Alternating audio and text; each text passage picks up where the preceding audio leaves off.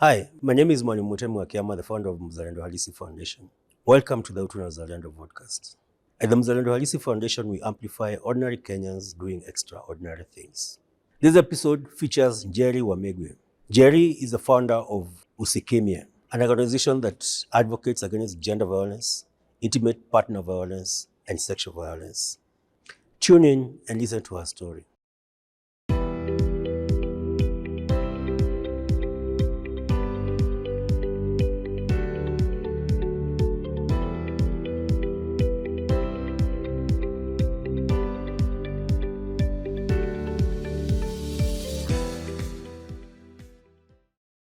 Hi Njeri. Hi, Karibu sana to Thank the you very much. Utuna Uzalendo Utuna podcast. Uzalendo.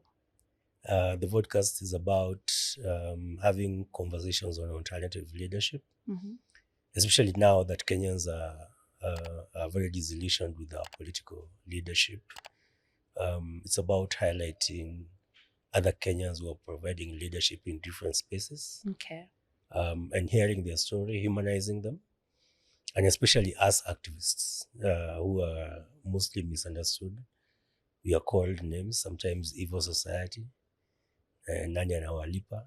Kwani hamna kazi ya kufanya? Mnafandiwa na Western interests. Those things. So it's about just getting to know you a bit more and the work that you do. All right. So I'll ask you to introduce yourself. Njeri, your name, umetoka wapi, ulizaliwa wapi, where did you go to school? Okay. And then we pick the conversation from there. My name is Njeri wa Migwi. That should be Njeri Migwi. Migwi is my dad. I was born in Nairobi. I've lived here all my life. According to my dad, I was born in Park Road Nursing Home. Yeah. Park Road? Yeah, Park Road Nursing Home. And yeah, I went to school in Nairobi River, primary school. Afterwards, There's such a primary school? Yeah. Nairobi River? Timbuktu. Oh, this okay. one. Yeah, we lived near there. So generally, so you go to the catchment area. Yeah. It was a really good school. I don't know now. That time Buru was Buru. When Buru when Buru was Buru, yes, exactly. Interestingly enough, half of everyone, maybe even 3/4 of our class, we have an alumni and almost everybody went to the States. So yeah, Brooklyn. Yeah, so I was in Nairobi River in primary. And then for high school, I went to Huruma Girls. Yeah, high school. How was it? How was Buru? How was the childhood in Buru growing up? Honestly, it was a good childhood. I will not sit here and say it wasn't. It was a good childhood. It was easy. There was enough adequate space for kids to play, to express themselves, to be everything they needed to be. It was adventurous. It was safe. And actually, I look back and I realized how safe it was. Because you just leave the house. Unarudi 6. There were no fences. When the lights were coming on, unakumbuka haya. This is, you don't even remember to go and eat lunch because you guys have gone out and played and had fun and I enjoyed my childhood. Honestly. Which face of Buru? As we were in Karibangi South, do you know? Remember Karibangi South, the council flats, the brown and white ones? We lived there, FY. Yeah, and it was really safe. And I had a really good childhood. Ile ya kwenda kuhunt na huko hivyo na fair, Mawindo, Nairobi River, mana swim. You could swim in Nairobi River? Well, we were not supposed to. Daddy, sorry. If you ever hear this, those things happened a long time. Yeah. But it was clean enough for you guys? It was clean enough. I think it was. I don't recall it looking the way it looks now. Yeah.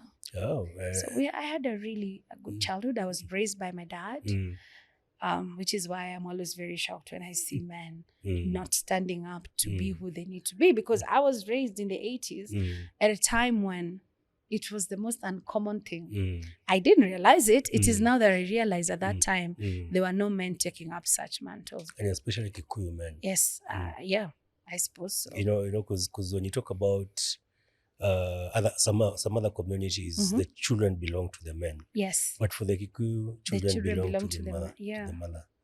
So how come it was your dad taking care of you? My mom left when I was 3.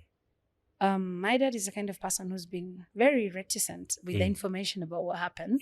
So All I know is that I grew up with my dad, and it was a good. We are friends till today. As people used to call me and still do, my dad's handbag, because I was always with my dad. Tulikuwa tunaenda naye everywhere. You know, we'd pop in even to the local. He would take his 2 Tusker exports, and I would take my 2 sodas. Ilikuwa tit for tat. Taking 2, take 2. Kiongeza mbili na mimi naongeza mbili. Yeah, so we were like joined at the hip. I mean, I've had a good dad. My dad is a teacher. And I feel like I am the person I am because he raised me. And he raised me to accommodate different views. He raised me to be a resilient person. And I always say any mistakes I've done are my own, not his. I had a solid upbringing. I didn't have a stepmother. He didn't bring anyone. It was just me and him. Yeah. Wow. Those no, you didn't remarry? No. No. Wow. And then essentially you are the handbag, because you are like the girlfriend and the wife and the daughter at the same time. No, I was just the daughter. I'd actually say I was just the daughter because we went to bury my grandmother died in 2019, and we went to bury her. The beautiful thing about my dad is every holiday, I got to get my identity, because every holiday, April and August, I used to be sent to your grandma? Oshago, to my grandma Njeri. And so I had a very good relationship with my grandma. So when my grandma died and we went to bury her, everybody, even in Oshago, walikuwa wananijua. So when they saw me with my dad, they're like, oh, and then you're not a big person, and you and your father are still the same. I'm like, yeah. He's a one constant that has been in my life. It's been my dad. He's aged, he's retired. Yeah, he's retired now. He lives in Laikipia. That's where he bought a piece of land. Interestingly enough, we had elephants. Elephants? Where we are, I think where the land is what was formerly the corridor, where elephants used to migrate. From, let's say, we are behind Olpejeta. From Olpejeta to Abadeas, that is their corridor. And Abadea to Mount Kenya. So we largely got a lot of elephants. It's a kind of, you are walking and then kidogo, you are under an elephant. It's not even funny. Yeah, that kind of elephant infestation.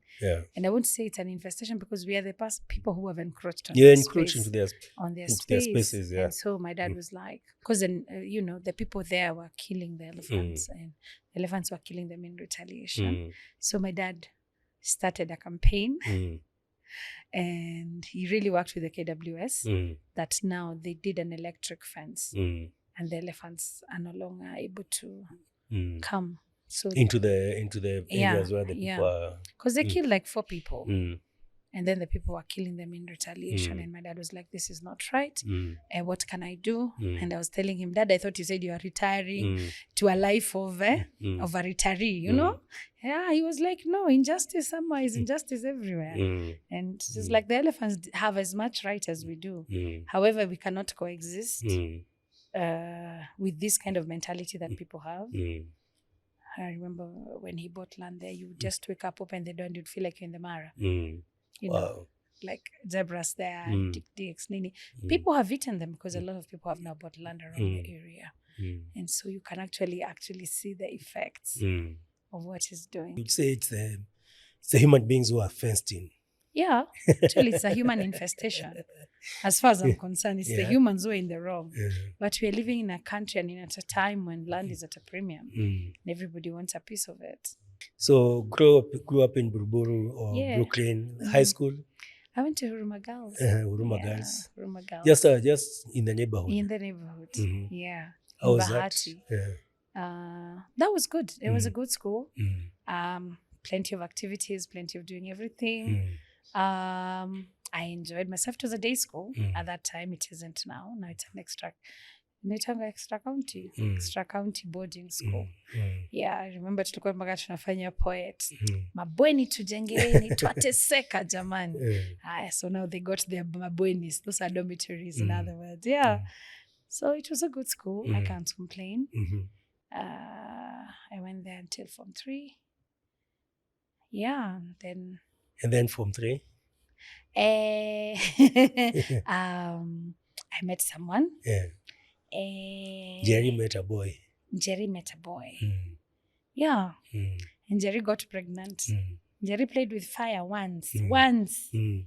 Yeah, nakumbukanga ni once jumbaka the person when he was told, he was like, but it was one time. I remember watching there's a podcast you did with Lane, and you speak about that. So we won't go back so much into that. Yeah. But maybe about that child. How is the child? He's good. He's big.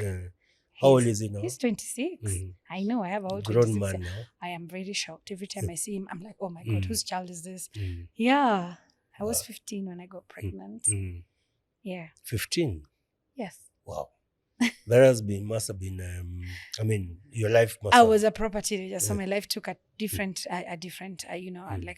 route from what I thought my life would look like, or, any ambitions and hopes I had. Obviously, as a teenager, and particularly at that time, it was horrifying enough. So I didn't know I was pregnant, and by the time my dad found out, my dad suspected. As I said, I was naive enough not to know that, this would even have led to the consequences that happened. But my dad was very keen, and he was like, this vomiting of every day, Njeri, are you pregnant? I was like, no. Now how would I be pregnant? So my dad took me to Metropolitan. We did the checkup, and the doctor told my dad, you're pregnant. And I freaked out. Wow. When I went home, he said, go bring that young man. Mimi, I did not go to bring the young man. I ran away. You ran away from home? I ran away from home. I went and got married. That's how I got married. As in you moved into the young man's... No, when I told him, and I told him my dad is calling you, and he panicked. He told me there's no need for you to go back. How old was this boy? 21. Oh, he was much older. Yeah, he was much older. Yeah. He panicked, and I absolutely panicked, and I got married, and that's how I got married. So you never finished high school at that time? I did after. Hey, my dad looked for me. My dad was like, hey, my dad looked for me. My dad really looked for me. Hey, when he found me, he was like, listen go, this is a child. You guys may have money. He came from wealth, yeah. Yeah, so my dad was like, you guys may have money, but this is wrong in the eyes of the law. It's a 15-year-old who's pregnant. You're an adult. So rightfully allow my daughter to go back to school. So you went back to your dad's home? While pregnant or after giving birth? After giving birth. My dad tracked me down for almost a year. That's when he found me. We were not in Buruburu at that particular time. He had already left. And we lived there, but he didn't. He lived outside of... I'm being very careful with my words so that nobody will know who he is. So they lived in one of these posh estates. And so that's where I moved to. So you go back, the child... When I gave birth and my dad came and said I have to go back to school, he told them I have to go back home so that I can go back to school, finish school. He said once she finishes from 4, then you guys, she can come back. My dad is a teacher. There's no way he was going to agree for me not to finish school. So I did finish school a year later than I should have. So I finished school. And then my dad was like, you have to... Once my results came out, he came back and said, you have to go to college. I'm so grateful for Mr. Mariga.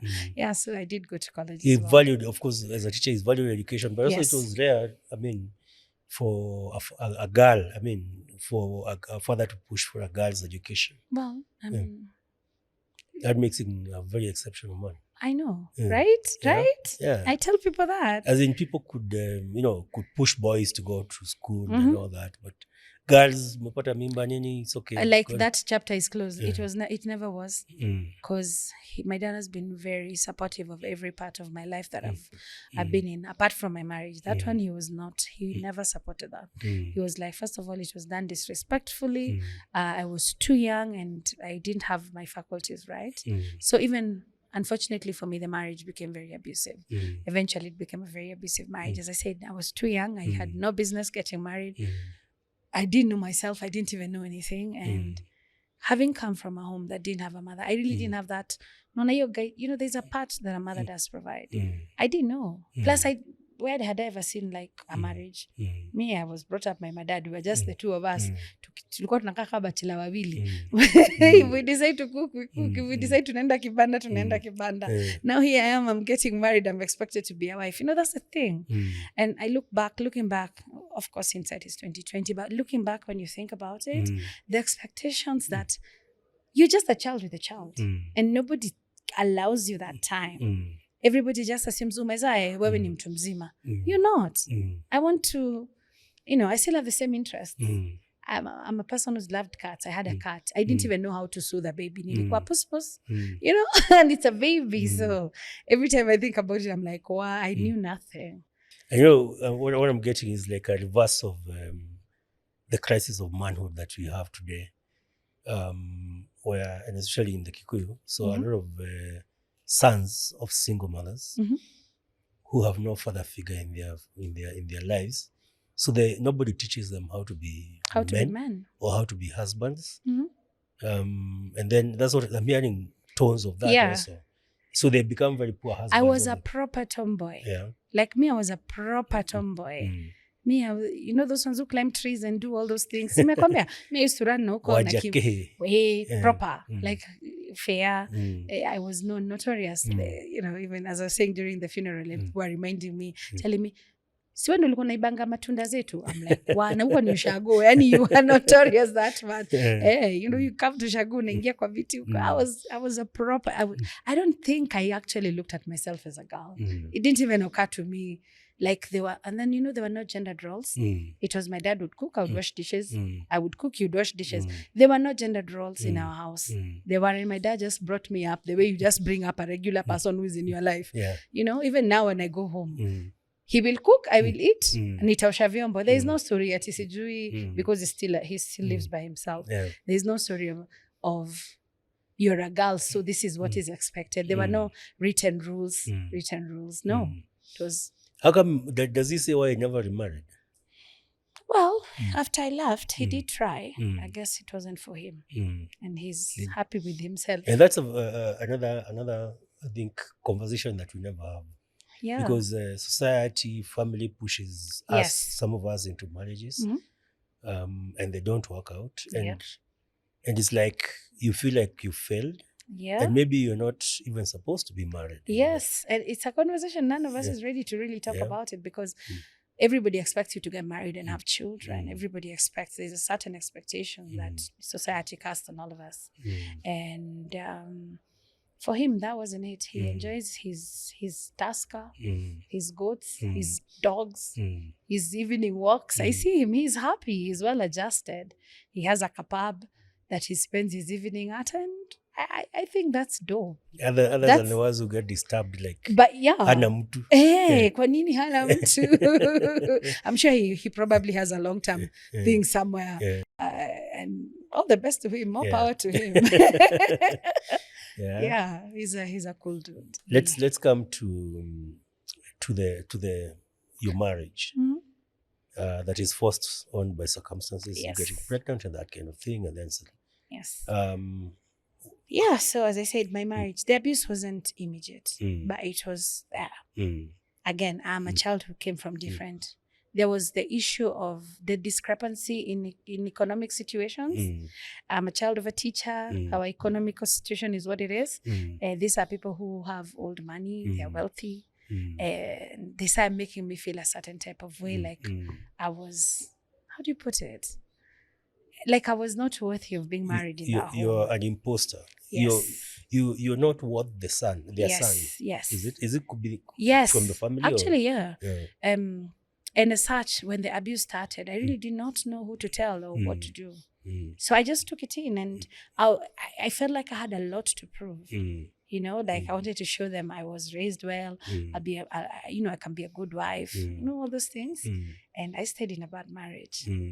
And I got another child, and I got 2 babies. And when I left the marriage, I left because I almost died.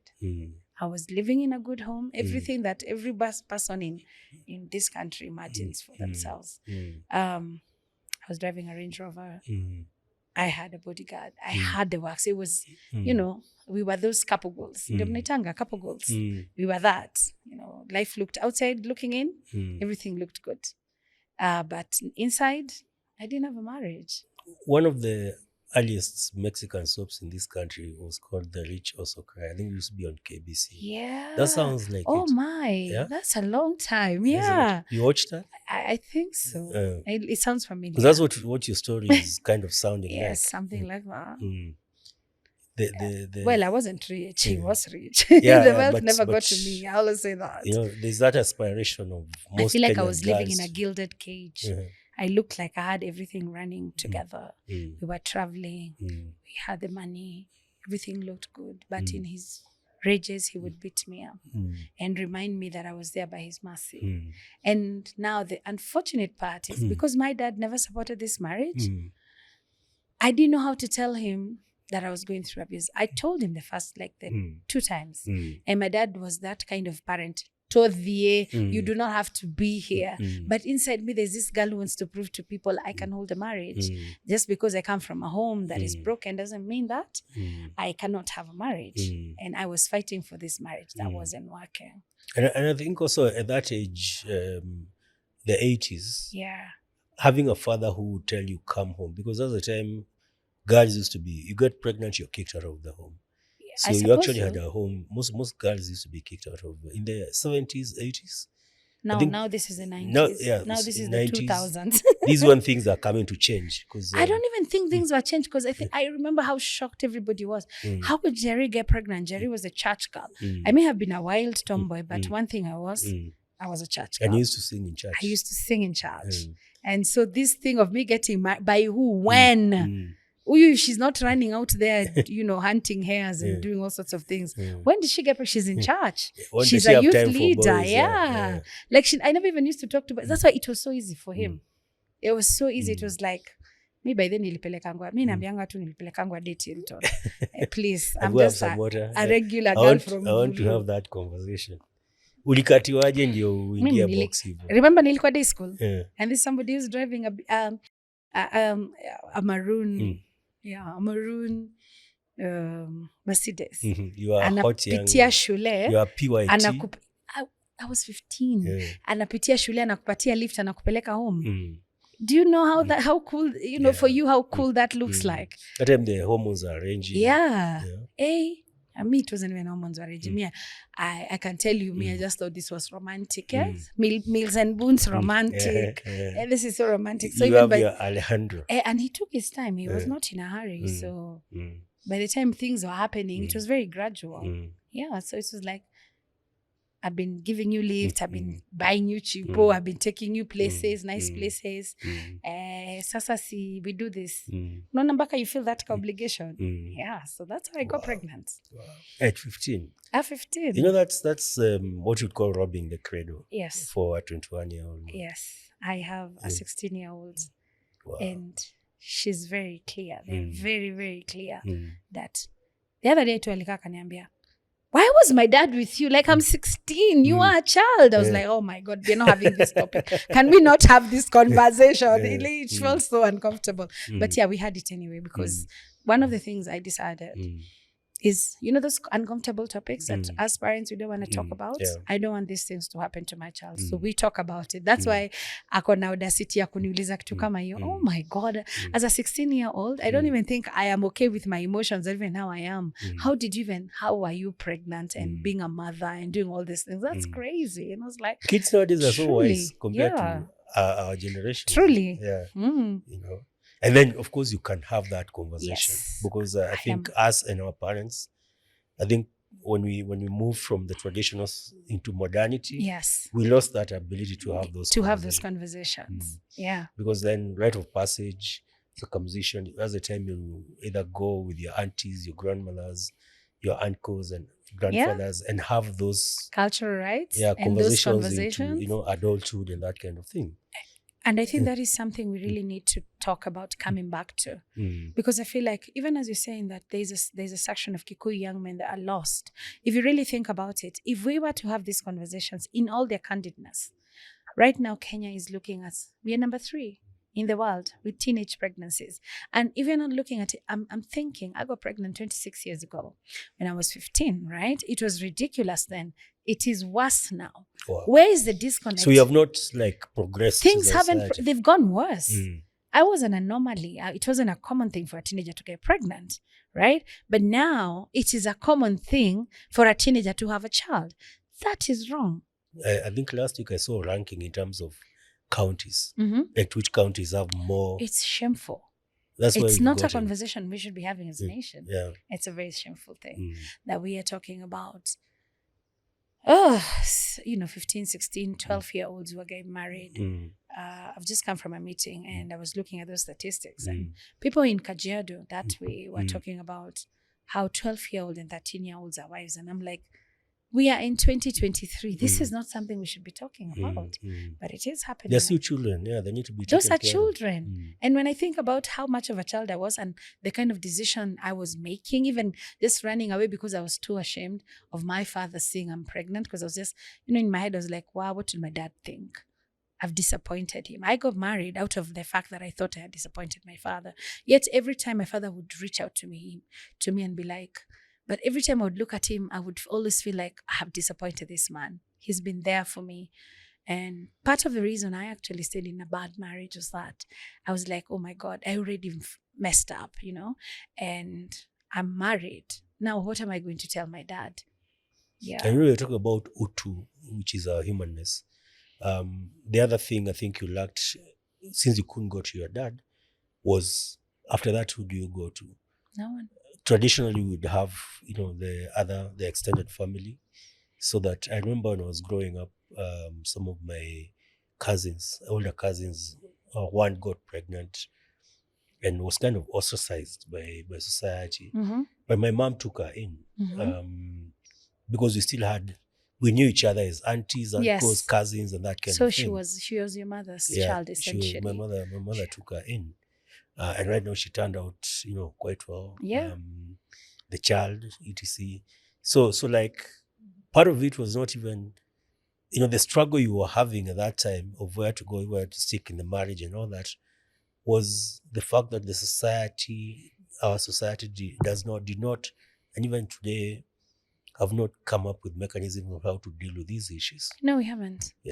The fact that we're still very uncomfortable about talking to our children and talking to society at large, the fact that somebody even thought it is a good idea to do a bill that actually talks about the refusal to talk about sexual education to children. And I'm not talking about 3 years old. I'm talking about children in high school.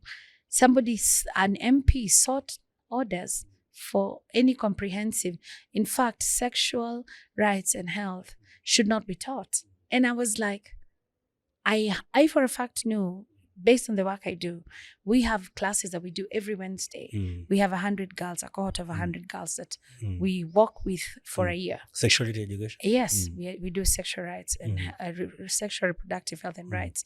And we teach them confidence, we teach them about their bodies, we teach them about STD, STIs, we teach them about menstruation, all these things.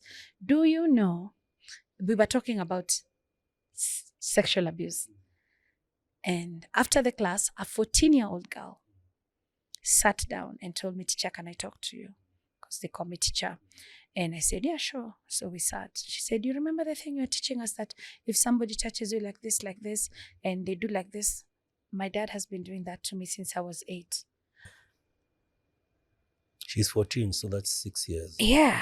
So I sat there and I was like, okay, this is what we are going to do. We are going to tell your dad you're sick, and tomorrow I'll come to your school, and so that your dad can come. Believe it or not, I'm saying this because it's a matter of public record. The man that came was wearing a collar. A man of cloth. A man of cloth.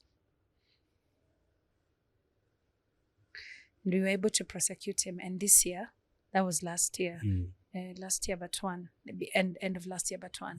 We were able to prosecute him, and this year we received his judgment, and he was jailed because he started raping her when she was 8. He was jailed. Luckily or unluckily, I don't know. It's luckily because that's how we were able to get him. He raped her the night before. So I told her, in case he comes to your bed, do not shower. Just come that way. I know how you feel, it's uneasy, but we will need that for DNA. So we were able to remove her and take her to a safe place. And she's one of the girls I educate. Where is the mother at this time? Anaishu Shago. So the mother was not in the picture. She could not speak to the mother about the issue? No. The day she did, the mother beat her. So that's why we didn't take her back home. We stay with her. She's one of the girls that I stay with in my safe house. Yeah. Wow. Because I've heard there's a colleague of mine who passed on about 3 weeks ago. And she shared her story. Funny enough, just like a few days before she passed on. Oh no. She was a PhD, she was doing another in maths and all that, so very accomplished. And she was kicked out of her home as a child, 8-year-old child, by the mom, because the father was abusive, and the mother had to choose between the child or her marriage. I want to tell you, that's a reality. That's a reality I see every day. That's a reality, unfortunately, that most people will choose. So the mother will not be the safe haven for these children. No. Especially when they're in denial. I'm glad for the few that have actually, worked with me in order to arrest their husbands or their boyfriends or the perpetrators who are within their compound. Because I keep on saying, most of the people who abuse children are people children know, and are comfortable with. This is happening in our homes. The abusers are our fathers, uncles, aunties, brothers, sometimes even sisters. And we have not developed the language to have this conversation. How did your experience, having gone through that and having lacked a support structure, how did that shape you and what you're doing with Usikimye? One of the things, the other day, my friend told me that she does not know how to talk to her son. And my son told her, tell my mom to talk to your son. She started telling me when I was 10, she started teaching me about consent. And I was like, I taught you about consent. She told me, Mom, you don't remember when I was 13, you bought a banana and a condom and you came and you told me this is what you do. I was like, what? I couldn't even remember. I couldn't recall. But he was like, it's something that has stuck me in my memory. And you told me, if a girl says no, it's no. And I was like, I was that aware? Okay, nice. But so for me, was that sorry to interrupt. Was that before you started doing what you do? Or yes, was that, before. Way before. Yeah. I had already looked for how to talk to my children. I knew, having been a teen mom, what I did not want my children to go through. I did not want them to be lost. Because one thing I was lost. I did not have the knowledge or the wherewithal to know how to explain what was happening to me. The decision to talk to mine was to give them autonomy. I think the thing we keep forgetting is we don't own children. We're just stewards. We don't own them. Children are ours for the time that we're given to take care of them and let them go. And so, as a good steward, you need to instill some things into them. And I don't understand how it is hard to talk to you. This is your child. I don't get it. If I was a teen mom and I have the language to know how to talk to my child, I believe everybody can talk to your children. There's so many. Right now, it's so easy to talk to your kids. There are conversations you can start just by watching a movie. You can even just be like, and then right now, I am an advocate of start talking to your children early enough so that this conversation never becomes awkward. Start telling your child, especially now when you're living in an age where, unfortunately, a lot of sexual abuse is rampant. You start by having the stranger danger conversation. And I tell people, there is no right time to start. Start as soon as the child is able to talk and tell him, usiniguze hapa. And the child will keep on growing and will keep on asking. And because this is a conversation that has been had, there is no shame about it. I don't understand why, as Africans, as Kenyans, we associate sex with shame. It's like tunatakanga kusema. Actually, that's surprising. Yeah. Because again, going to tradition, we were never shy about sexuality. But what happened? We were never shy about but religion came in. And religion demonized. They came in with purity. There's a purity culture that makes people not want to talk about sex. It doesn't mean they don't have sex. Because clearly we were not photocopied. And the fact that Kenyans were at 50 million shows you that we are We You're are having lots energizer of sex, bunnies. yeah. Yes, we're having a lot of sex and a lot of, but we don't want to talk about it. It doesn't make sense. I look at it and I'm like, this is wild. We are living in wild times. We want to maintain that we have a purity culture over here where we do not talk about sex. Yet on the other hand, HIV is back on the rise again.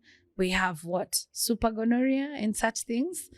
So where is this coming from? It's coming from the fact that we are very reluctant to talk about it. I remember growing up in Muranga, part of my upper primary school, and the culture was that, like, ikitu ya kutongoza, like tuning a girl, was not there. So you'd be going home after primary school, and as a guy wants to have sex with, and the up country starts quite early, and they just drag the girl into the bush. And that was seen as normal, even by the girls, because that was a tradition. Yeah. And I would see that as the wrong thing. But I would be one of the few who are seeing that there's something wrong. And even just listening to the conversations around sex with men now, growing up as a young man, going into young adulthood, getting circumcised, growing up with Kikuyu men in Central, we never really had comprehensive conversations around sex. Even from our elder, mostly the conversations would be people bragging about their sexual conquests. Their exploits. Nilienda shoti sita. Nini. Yeah. And I can see that. And it kind of feels like I'll use this language. It's my show. Dick measuring contests. Yeah. It's a dick measuring contest. And I think and there's a lot of that competition in terms of conquest. Yes. Which is totally misleading. Because now as I grew up as a man, first of all, you feel inadequate if you're not doing 6 shots or whatever, or 10 or whatever. Then later on in life, you realize these guys were lying. And they were your elders you're supposed to look up and to. you're supposed to look out for them. But then the culture they inculcate, of seeing women as an object of sexuality, you're not supposed to get consent. When a girl says no, means no. Yeah. Actually, for most of it, I call it, and widely, it's the rape culture, right? And it's endemic. You see it on Twitter, you see it on Facebook, you see it on social spaces, and it is how we have minimized women and objectified them. Partly because you're not having these conversations, and you finding it hard to talk to your children. And so, because we're not having this conversation, it has led to the radicalization and to the red pill. Rape culture. Yeah, rape culture, as well as the red pill behavior that is being exhibited, and toxic masculinity that is being exhibited by men. Because as you've said, it's a dick measuring contest. And as such, you're being told, don't treat women like they're human beings, and don't do this and don't do this, which is leading us to a very dangerous path. If you remember 2 or 3 days ago, there was a girl that was stabbed because she said no. I mean, I know it wasn't in Kenya, but that problem is here as well. I rescued a girl the other day, and she was being held hostage by 7 boys. Also teenagers who wanted to act out their fantasies that they've seen in what I can presume has to be pornography, because can you imagine the police burst into a house that had 7 young men, all naked, holding a girl hostage with a knife. Can you imagine? Shocking. That was terrifying. I'm telling you some of the things I have seen. I don't have the words to start explaining to you how disgusting and perverted they are. But that is just part of it. Or the fact that a 5-year-old was raped and killed, and no one is talking about it. Or last week, we had a 12-year-old who died. But no one wants to talk about what is the problem. Because why are you raping a 12-year-old and killing her? We have to address the elephant in the room. The elephant in the room is toxic masculinity. But what is leading to toxic masculinity is the absence of men and having male-centered conversations that are positive, that do not tell this young man, if you do this to a woman, it doesn't work like that.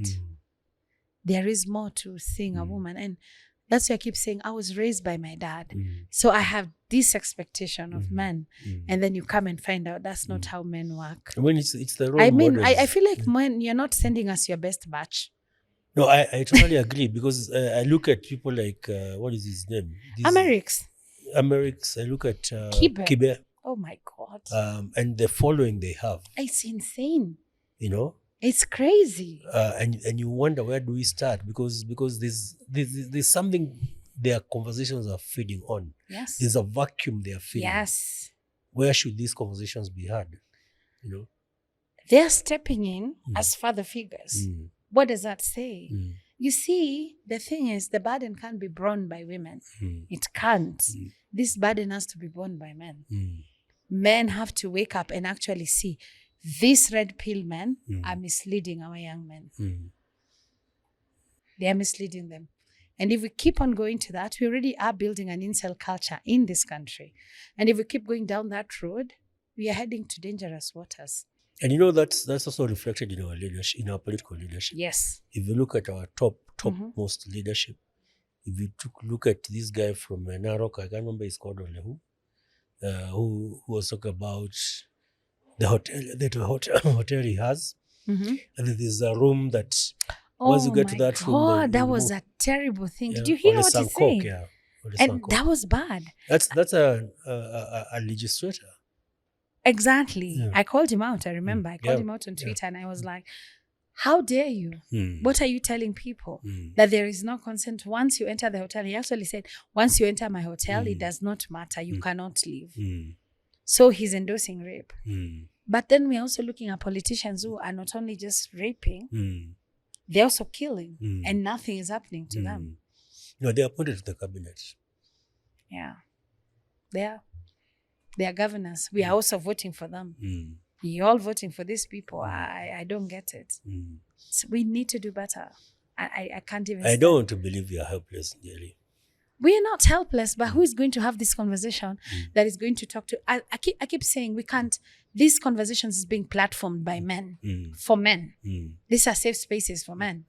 So the only people who can take up this conversation and provide the kind of positive masculinity that is needed has to be other men.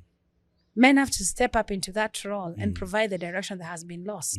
It can't be women because already you're socialized to not see us as anything other than an object of pleasure, as anything other than your mother. It's either you are an object of pleasure or you are a mother or a wife. There is no in between. It's like you don't have any humanity. You're not a human being. Yeah.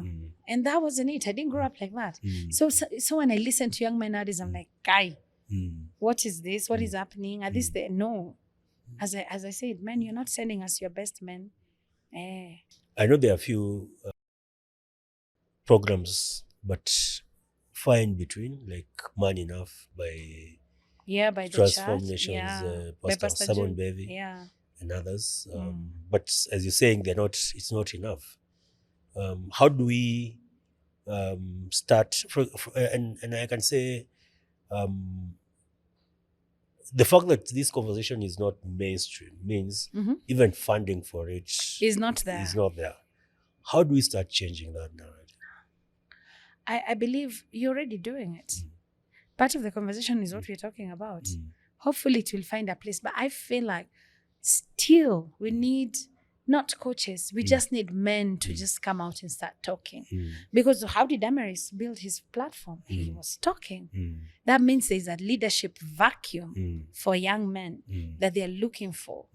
And they are finding it in Amerix and what Amerix teaches. In spite of his theories being debunked and being defunct, people still are talking to him. So we need to find out why there's a vacuum and how we can best address it. Would you consider, like, as part of Usikimye, to have maybe such a program for men? We have a man talk. Okay. We do. We have a man talk. And the reason we started it is when BBC was doing a documentary, I don't know whether you ever watched it, a GBV documentary. The men that were in that, the Jacaranda grounds, those men were saying it is okay to beat your wife. Those are my constituents because the people that I work with, those are their husbands. And they are busy saying it's okay to beat a woman. It's okay if we do this. So I felt like part of the things I want to do is to keep on doing, we call it Men Against Violence Initiative. Yeah. Because I've actually advocated for there was an incident of abuse in Mukuru slums that you were talking with some of the guys who are working there. And we were exploring how the protectors of the women who are being, sexually abused. And it's a lot of this gang culture and gang violence, and a girl could not safely walk through Mukuru home without being dragged into one or the other house, and that's normalized. And we were exploring how we, have the men, because there are men who are conscious. Actually, this conversation was with men in Mukuru, be the ones who who advocate against GBV. Because if it's women, then within that community, they will not listen. It's not taken seriously. They will not listen. Yeah. How is it working? How is your program working? It's taking time, but it's a conversation that we are having. It's a conversation, and it's not led by me. It's led by men.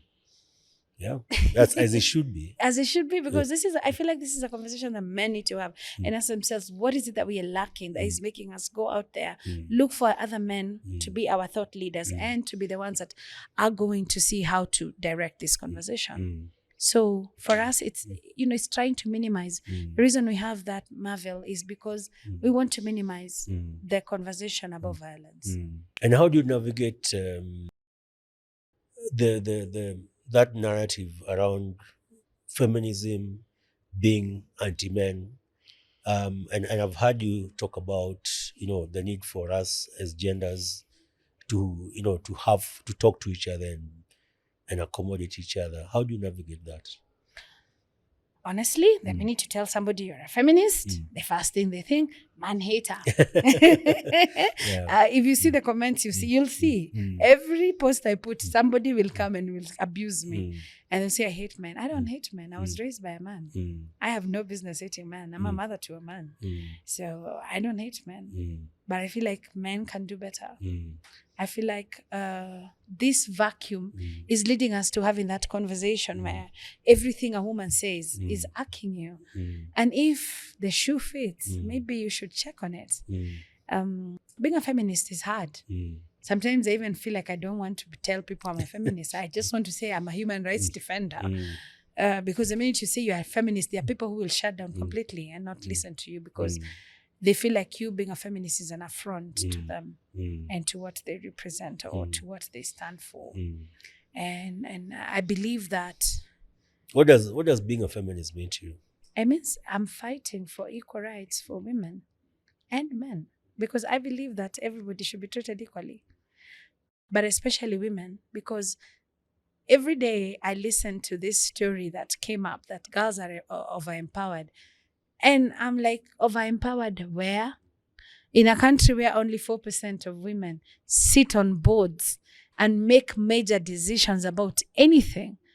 We have a country that obstinately refused, that has it in the constitution, anchored in law, 2/3 majority should be women. And that has been ignored. And then you tell me the girl child it's a joke. Women are not over-empowered. All women have learned, and what I realize feminism makes is it makes me not to be a doormat. It means I can be able to speak about my needs and my wants without being hesitant. And that is an affront to many people, right? And you're supposed to disappear into the kitchen or somewhere. And then the funny bit is, as I said, again, going back, I was raised by my dad. My dad would cook, my dad would wash clothes, my dad would clean the house. Because remember, I was a child. Up until I grew up and I got to high school, is when I realized, Allah, it's not. I can actually help. But that notwithstanding, I could only help to a certain point. I never washed my dad's clothes. He would wash them himself. So the idea that men cannot do things, or unasema huyu, the fact that girls are not doing their homework so that they can either be the minder of the child or be all these things. And then we go back and sit and come up with a narrative that girls are being empowered. How do you empower girls? By giving them pads. Pads are a basic need. Pad ni kama tissue. The fact that people go to school to give and distribute sanitary towels, that does not make people empowered. It just means that these women know. Like that actually points to some inadequacy in our society. Yeah. The fact that you're seeing that as something that it's should a be catch-all. done is a like CSR or something. Yes. You give pads. Yes. Yeah. Which should be a right, like under your panty or something, like something you grow up with. It's something that, as I say, it's a basic need. It's like tissue. It's a basic need. It's a necessity. Like periods are not demonic. They are not unclean.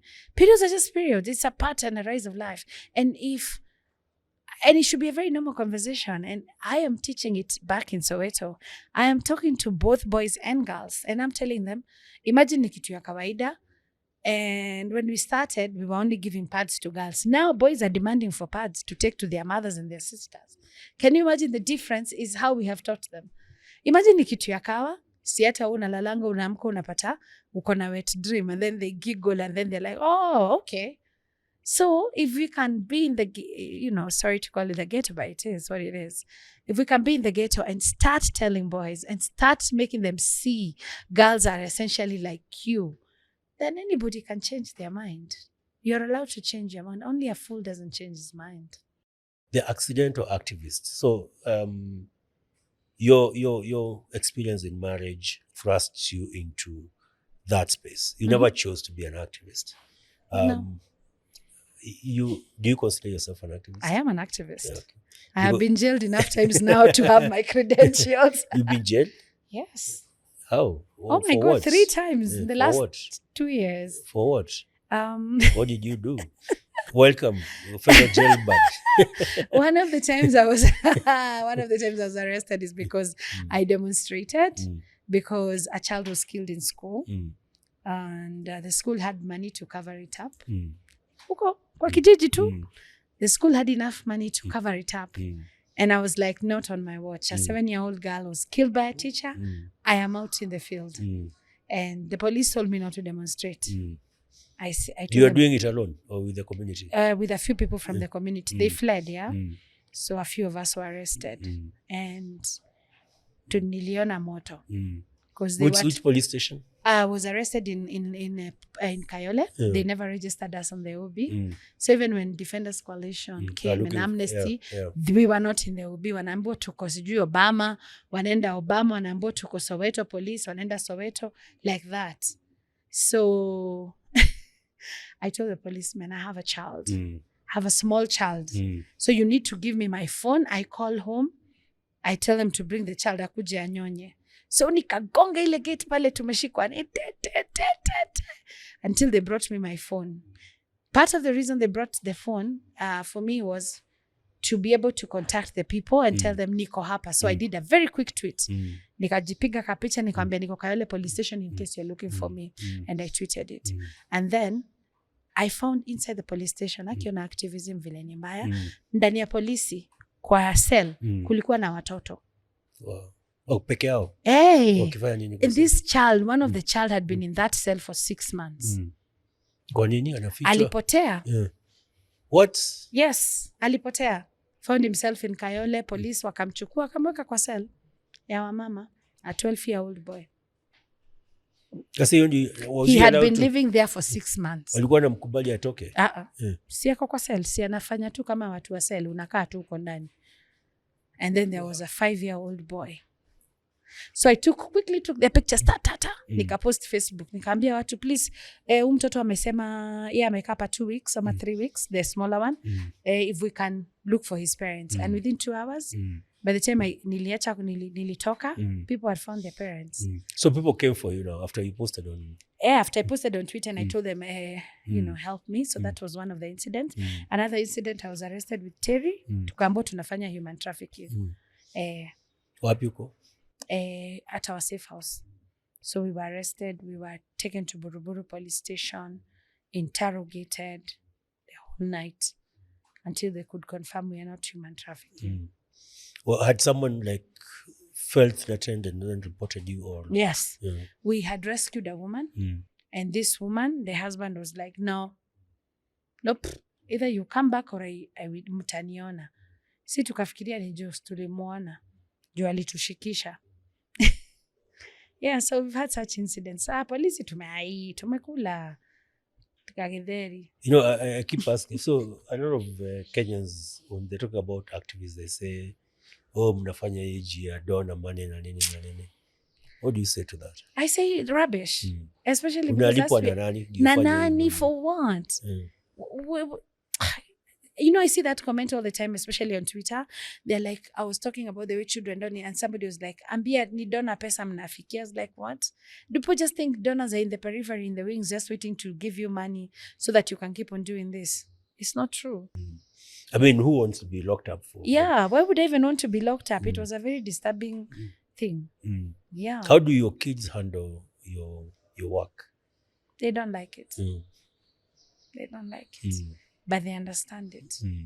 Because I make sure they understand I'm doing this because there are people like out there who don't have any representation. A lot of Kenyans are like, unafanya hii kwa sababu ya pesa ya donor. And I always ask, like, what if you're doing this for pesa ya donor? Wanalipa tax, their government is not doing this. You're filling a gap that is already there. That is already there. Because we pay taxes so that our social services or whoever, or healthcare system or criminal justice system is supposed to take care of these things. You're actually doing kazi ya serikali. So why would someone be concerned whether umeenda umetafuta pesa ya dona na huko and you're actually doing something for a few people? Because people do not believe that you can do something by being altruistic. They believe there's always hidden motives or an ulterior motive as to why you're doing this. And that's a problem. Are there cases where you work with government, like, safe houses, yes, rescue? I came from a meeting with government and I was telling them the necessity of us having a Safe House Act and why it is very important. A what act? A Safe House Act. Safe House Act. Yes, because safe houses in Kenya are not run by government. They are privately owned. And the government needs to step up its mandate and give us money so that we can continue doing the work. Who are you meeting? We were having a GBV meeting with GBV. Which officials, ministries? There was a honorable, and there was the Ministry for State and Gender, for gender, state gender. Are they taking it seriously? We'll see. We've been seeing it for 3 years. How many safe houses do you manage? 2.5. In Nairobi or outside of Nairobi? Outside of Nairobi. But of course, the other networks. Yes. Why 2.5? Because I have one in the office. Oh, okay. It's not as big as the other. It's a bed sitter, but it comes in very handy, especially for emergencies and also for taking care of men who've been raped. Men who've been raped. Yes. Men get raped a lot. LGBTQ or both. These are the other conversations that you're not having. Men get raped. How do you navigate? How do men come to you that they've been raped? Interestingly enough, as much as men will insult me, they know I'm a safe space for them. They will come. Ntambo and Njeri, this has happened to me. The other day, a young man, and this broke my heart. He had a car wash along Nairobi Nakuru Highway, and he met one of these truck drivers, and one of his ambitions growing up was to become a truck driver. And so he met a truck driver. Aliacha kazi ya car wash. Truck driver, they form a friendship. So the truck driver akambeba, you'll be my, it's called a turn boy. You'll be my turn boy. And they went all the way to Zambia, wherever it is those people go, came back. On their way to Mombasa, that man just held a knife and raped this young man. And so he reached out to somebody, another man, who reached out to another man, who reached out to another man, who reached out to me. And so we were able to take him in and to take care of him. Yeah. What kind of care? Holistically, we give you psychosocial support, we give you accommodation, we give you food, we give you clothes, we make sure you have a counselor that you're speaking to, we make sure we take you to hospital, we ensure you take your ARV. We keep men for a month. ones who've been raped, so that they can take ARVs. Why do we do that? We do that because most men, when you leave them to their devices, they won't take the dawas, and they stand to be a risk of infection. And the one thing we want to avoid is new HIV infections. Yeah, so that's why they stay there. You know, all I want to ask you is, like, if you are to become, I don't know which ministry, what you do is under. It's under State Ministry of Gender. If you are to become the gender minister tomorrow, what would you change? First of all, comprehensive sexual education in schools immediately from age appropriate. Yeah, age appropriate. I would. What do you mean by that? Age appropriate, because what you tell a 3-year-old is not what you tell a 6-year-old. Is not what you tell. You see, like a 3-year-old, you are starting to teach him their private parts.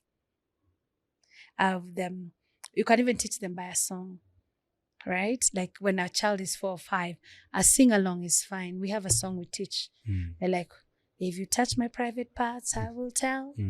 If you touch my private parts, I will tell.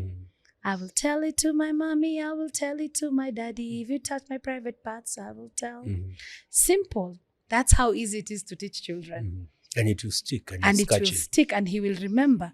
So you start teaching children to name their private parts. That's age appropriate. That's actual sexual education.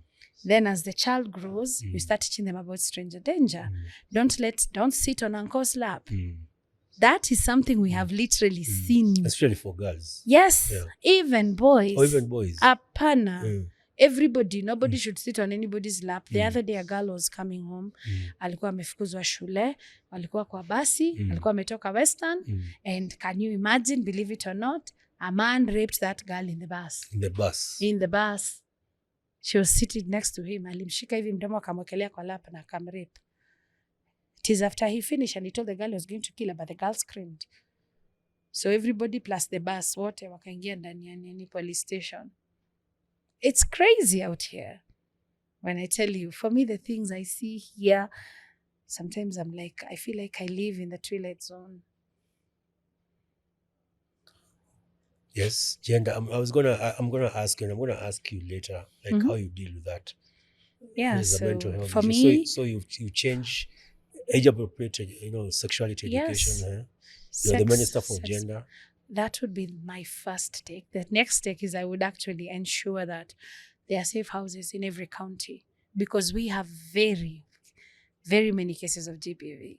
We've normalized GBV in this country. It is so normalized.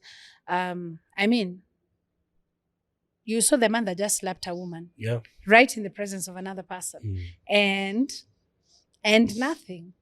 And what happened to him? Kidero also did it. Yeah, so do you see how normalized it is? Yeah, so I would want that. The next is, how do people report?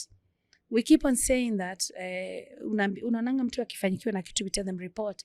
Report to who, where, how? Waliweka hizi general decks kwa police station, which I hear from stories are very traumatizing. They're very traumatizing. It would be traumatic. It would be traumatizing because this police, on one hand,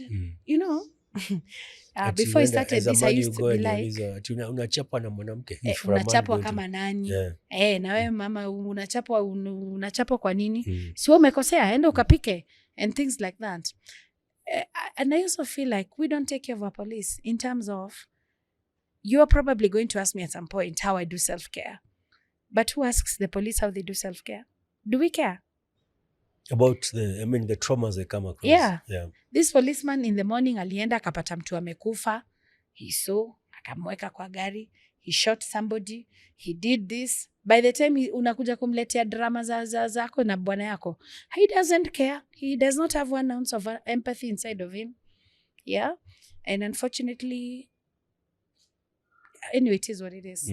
Yeah. So you would ensure that there's proper... I would ensure that policemen get proper self-care. They get psychological hearing. For me, especially policemen who deal with GBV. Obviously, all policemen should get it. I believe it is something that they should be mandated and required to do every week because of the kind of the chaos that is this country. Obviously, we were a very violent society. Yeah, I will not refuse. There was a day would I be like, no. Nowadays I don't rotate that. We are violent, and as such, I would want the police to actually receive care in terms of, especially in terms of therapy. where they can go and debrief and get supervision and become better people. Because for now, no, they are not. So any other issue that you want to fix? Yes, I would want girls to get pads. That should be, it's not even a topic that should be, it should be a normalized part of everyday life. Yeah. I would teach parents, because I think it's funny, right? That as people, if you're going to get married to me today, we would go for premarital classes, right? And there's no parenting classes. I feel like that's I don't get it. The most important thing is getting a baby, and you're just thrusting babies into people and assuming that people are able to be mothers or fathers. Yeah, and then I would want us to teach about present fatherhood, because I want men to be in touch with their children. You being a dad does not mean coming and sitting in that sofa set and just reading your book. No, I want men to be present fathers. I have a present father, and I know how important it is to me. Right now, if I pick my phone and call my dad and tell him, Dad, I'm in trouble, I promise you, Mr. Mariga will make his way here. I want us to have those conversations. How do you rope in your dad into, this kind of training, like present fatherhood? At a man his age, his 60s or 70s? Yeah, he's just turned 70. Yeah. How do I rope him? How do you rope them in, him and others who are? We need to have, here we are, we're in a podcast talking about this. Get a man like him and a few other men. Let them come out and start talking to young men. And everywhere I go with my dad, and I do, and I bring him to Soweto and he talks to people. And it's good for him and it's good for the young men. And I think that is what we need. That is something, you see the way I'm talking about having pads for girls. I would do the same for young boys. We would have fatherhood classes, mentorship classes, same. So that they do not feel like they don't understand how to get in touch with them. And also teach men it's okay, imagine it's okay, imagine to be emotional. Imagine how to die. And maybe create spaces for men to be emotional. See, that's what I'm saying. That's create what spaces. Pastor Mbebe did. And it's amazing. Yeah. I remember I was going to Mavuno Church, and there's this thing he used to do. He was doing a sermon series. He used to do every year. You do, I think, I don't know that twice a year, a 4 week 4 to 8 weeks on fatherhood. On some, fatherhood and fatherhoods. Yes, and I think it's important. And I think this is something that should be continued, not just in church, but outside of church. And what he would do towards the end of the sermon is just call men to the front and hug them. Yes. And that was like most of these men, some of them were CEO of organizations, government chief officers in some ministry. And they've never been hugged because they have to be tough. Hugged in their life. And they would cry, like little tears. Yes. Yeah. Because you men have lost touch with themselves and what makes them special. Yeah. So I feel so you'd mainstream that as minister. I would absolutely, yes. Gender. I would. Yeah. Because I believe that part of ending the gender-based violence is men. We can't end GBV without men. Men have to be in this conversation. Men have to feel like this is something. How is it that a woman is being beaten in your presence and you cannot call out your friend? You don't think that's a problem? It's a big problem. A problem. So we need to start saying, how are you saying you're a good man and you know that bwanako ananichapanga, you know your friend is a rapist and you're comfortable with it? You're not a good man. Kikuyu say utie mwishi na mwisho utheriria. That is in Greek to say there is no thief and the onlooker. Yeah. So, because how are you comfortable? That thing really left me with more questions than answers. I was like, that man just sat there and watched that girl get beaten and he did nothing. Let me did your husband have friends that were part of your life? He had friends. Male friends? Yes. Were part of your, could you go to them? I talked to one. Akaniambia, what are you missing? Uko na kila kitu, afadhali kulilia kwa Range Rover. Anaambia, what are you missing? He couldn't believe What do you say to that? Because there's a lot of that in the wealthy circles of and I have many friends, especially from like wealthy families, people who have grown up with money, old money.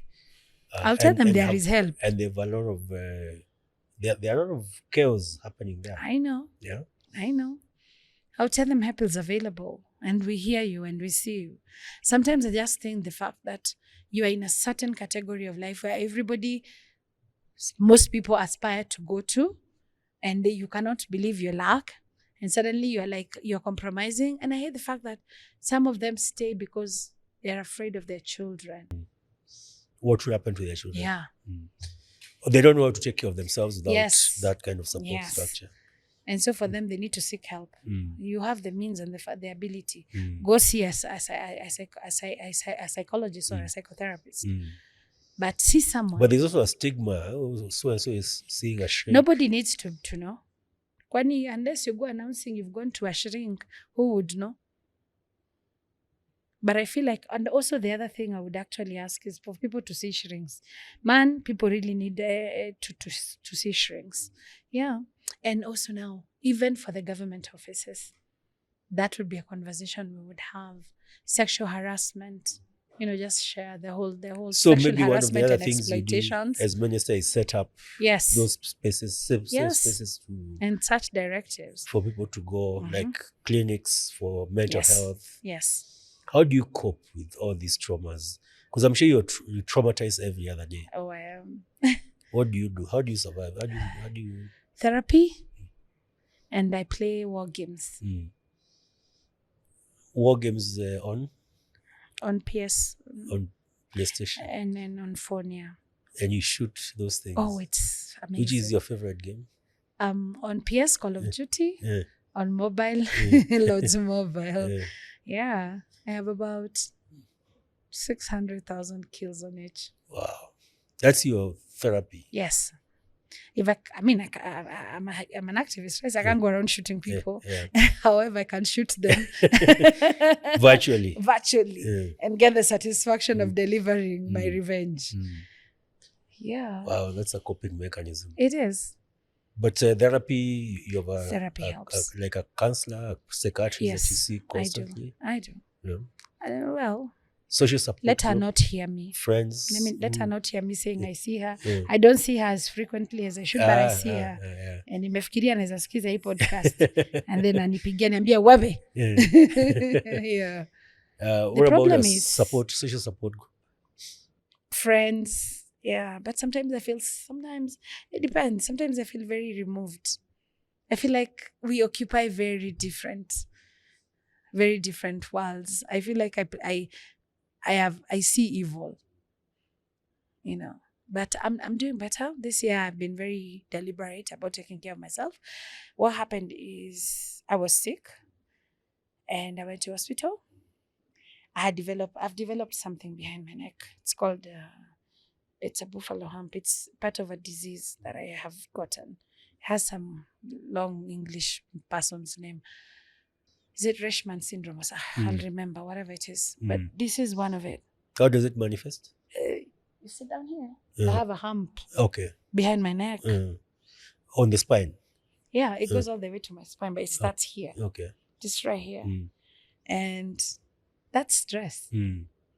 That scared me. For the first time, I realized your stress actually manifested physically. Yes. And the doctor said it grew here behind my neck, and I need to take care of myself. So that's why I'm starting self-care. I am going to see my friends. I am being deliberate and intentional about shutting my phone. Because we ask who takes care of the caregivers. No one. So I'm being very careful with myself because I've realized kumbe I am a mortal person. I can get sick from this thing. I didn't think so, but now I see it. And then the other thing is that we talk about the things that we do on social media. You're very active on social media, and then there's the Kenyans who are always pushing back, traumatizing us. Yes. Instead of offering support. Yes. Yeah.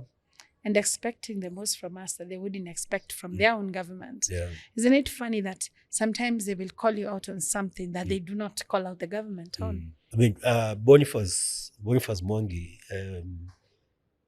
has 1.8 million people on Twitter, and I think there's a time he was having issues with his mental health and was talking about how people would come and insult him on the open platform. And then the same people would go Will ask for help in his inbox. You know, I don't know that happens. Yes, it does a lot. Yeah. I think there's somebody I told Allah, leo umekumbuka Iwak because it's now your sister. You thought it didn't happen because you've been very vocal. Oh, we make up this story. So you said, and I've asked you that question around what would you do if you're Minister for Gender? Would you get into politics, into political leadership? Why not? I mean, you want to fix these things. Yes, I do. But at what cost? You know, what you're doing, and it's important what you're doing, and yes. you're being a little, you know, the hummingbird, as Professor Wangari Maathai said, you're doing your little bit, but you'd have much more effective I was in politics. Wouldn't you? Absolutely not. I am not going to become a politician. I have not seen any good person who has gone into politics and turned into a different person. I'm not willing to test that theory. Tuko na hustler na hurbaru. Hey, na cats. Like we've gone to 1785 when the cat was in. Can you imagine? How would I even get into with which people?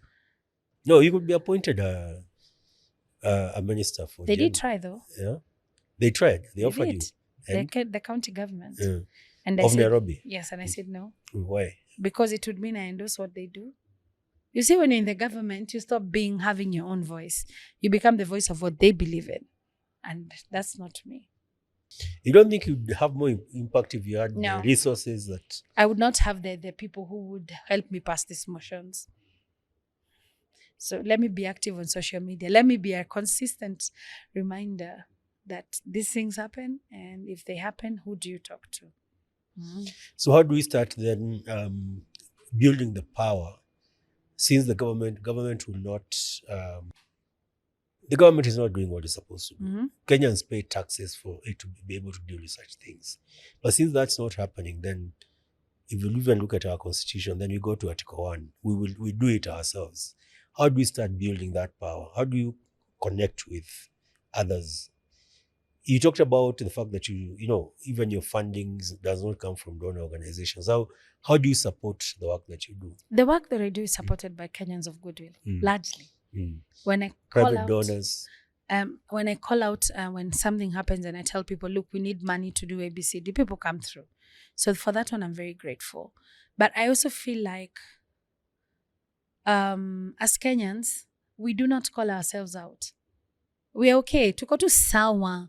Mkiongezewa taxes, mko tu. How much more can you screw him? Can you screw me? And I feel like that's a problem. I feel like we need a robust civil education and an instilling of people their patriotic pride. I feel like we're not proud of us. Are we? Are we really proud of the choices we've made? Are we? I don't think so. When we look at the choice we made, do we look back and we're like, because every day it's a new thing. Every day. But how do we end up with the worst of us in power? What's because, and I know it's a hard question. So I feel like we brought this on ourselves. We chose. We saw that I don't. Njeri, if you go to your phone and you pick a random 100 contacts, how many will be thieves or crooks or hardly any, or murderers? If any, and if they are, it would be because I don't know how it would have gotten. It would be there. A very small percentage. Yes. Same with me. So who are these people in our cabinets, in our parliament?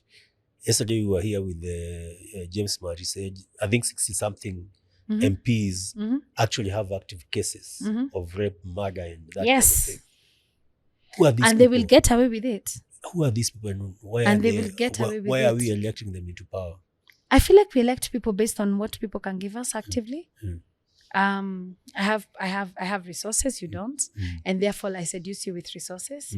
And for resources, that's just like the Bible, where Jacob lost his blessing because, or is it Esau who lost his blessing? So it's the same thing. It's the same concept. Conned by his own brother. Yeah, we are conned by our own brothers.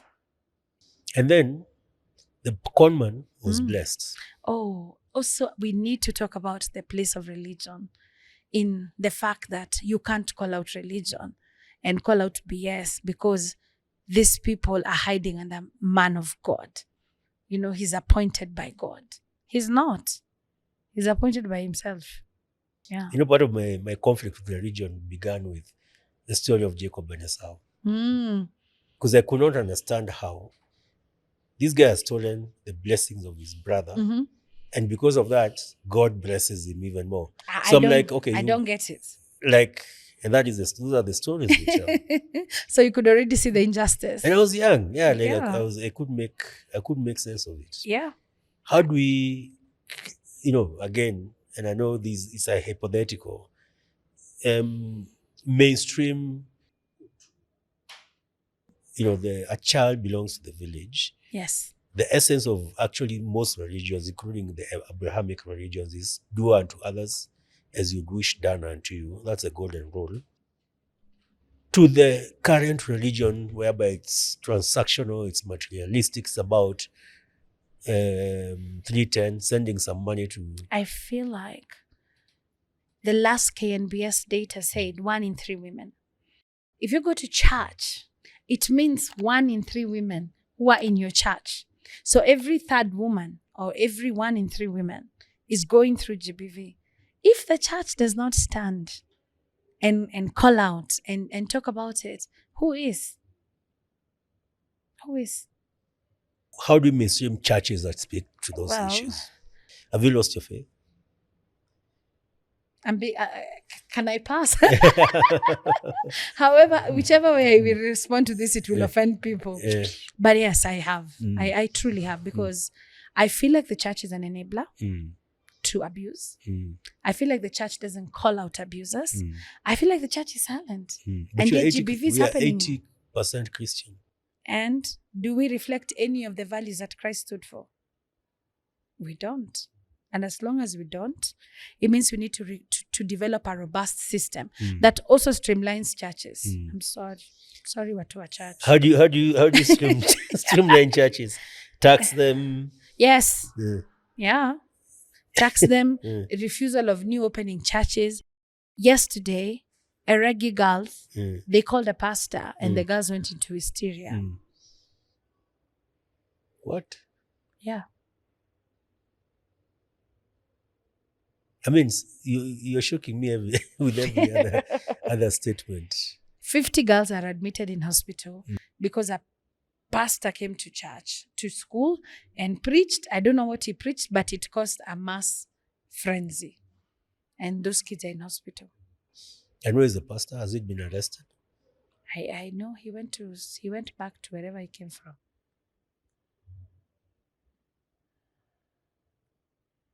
Difficult conversations. Difficult conversations that must be had. But they must be had. And I expect the church as well as, the state to come up together and help us combat this. But how would that help happen when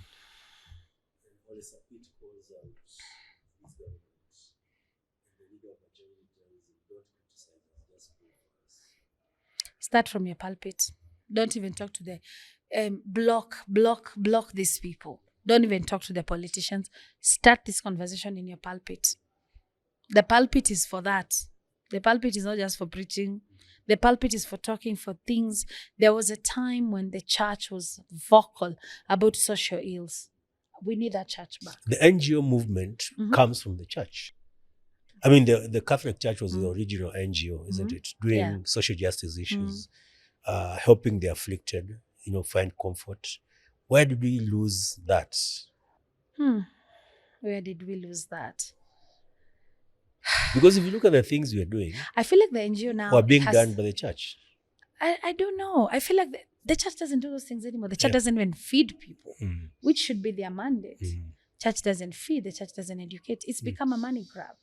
The church is also competing for the same donor fund. For the same resources. As you are. Yeah. Yeah.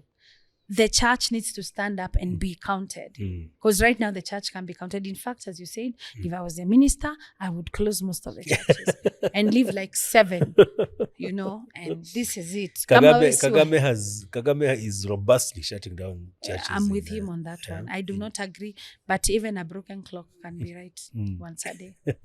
So for that move for church, it's a move that was needed. I wish you become minister for gender. Oh no, not in this government, of course. Yeah.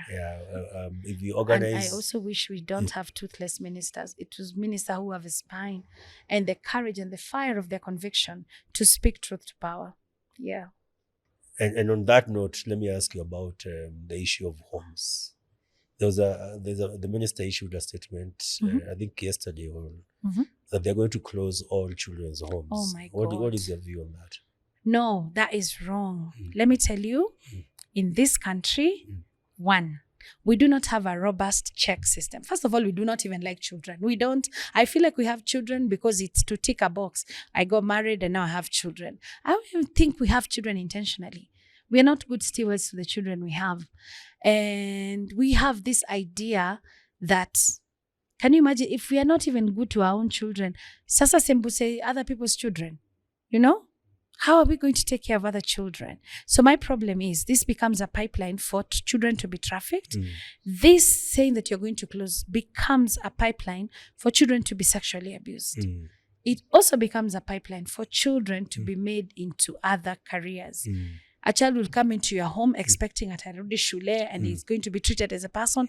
But in essence, that child is going to be a child minder for the children in that home.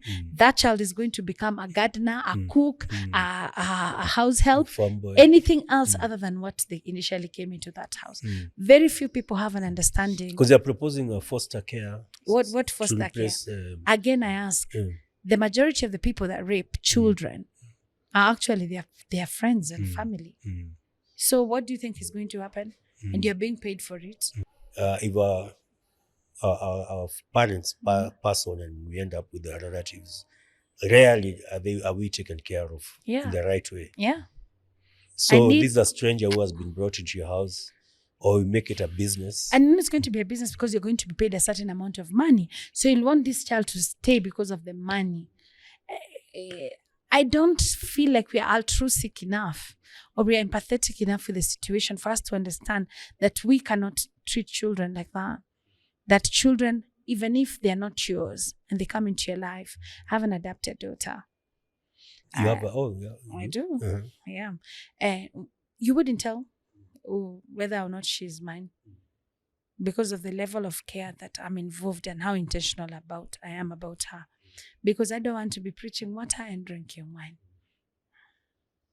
And could it be, like we are taking our police to Haiti, and I was speaking to some senior person in government, who's unfortunately part of this decision, but the person had the grace to admit to me it's a bad idea. No, they're just doing it to get the dollars. So they're hoping. Similarly, KDF was taken to Kario Valley, and KDF was taken to a camp, and they never left that camp to go and fight the so-called bandits. Have you seen the situation in Haiti? They are going to take those cops there, put them in a barrack.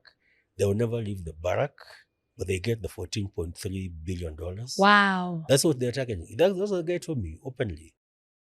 So at least there'll be an inflow of dollars to Kenya. Is it possible that even this issue of closing down, children's home is about getting some foreign money? Of course. There is nothing else. Who will fund them? The owners of the declaration. The UN. Yeah. Because why else would they say something like that?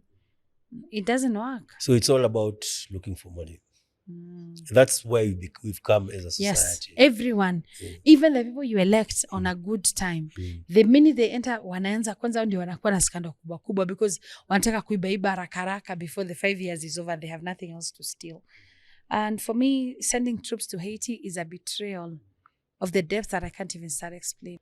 It's difficult conversations to have, and we cannot finish these conversations. No. Yes. Thank you so much, Njeri, for making time. You're welcome.